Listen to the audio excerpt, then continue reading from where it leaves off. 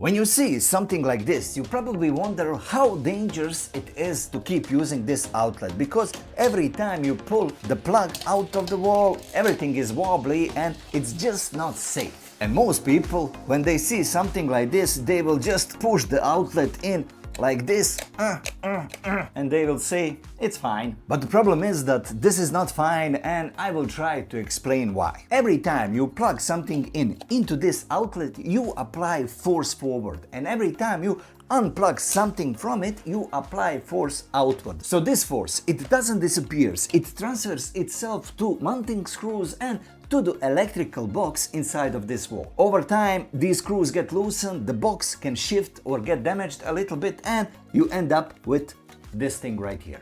The dangerous thing right here is not electricity itself, it's the fact that these wires behind in the outlet, they move together with the outlet. And when something moves that much back and forth, it's very easy for these wires to get disconnected or to get in contact with some other parts right here in the outlet, which can cause sparks and it can cause a hazard damage. Now, before doing anything, and I should have mentioned this in the beginning, turn off the circuit breaker for this outlet right here, because it's much easier to work with it when you know there's no electricity in there. Of course, you can always use this screwdriver tester just to make sure that there's no electricity in these wires right here. If you are not sure how this works, check out this video right here where I have short explanation about it. Now let's remove this cover plate. First, you have these two small screws that you need to loosen all the way in order to remove this cover from the socket, and just wiggle it around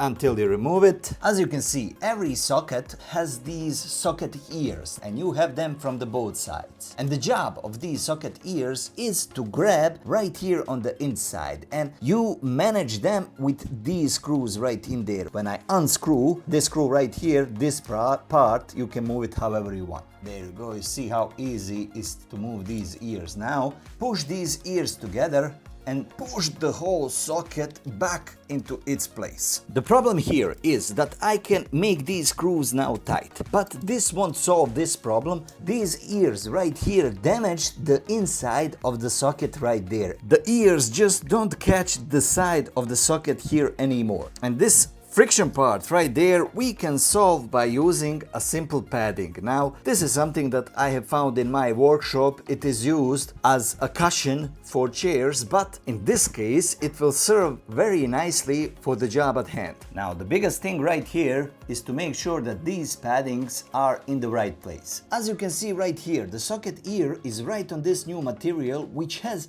much better friction with the socket wall. On the other side, the same thing. Now just push the whole socket carefully back into its place.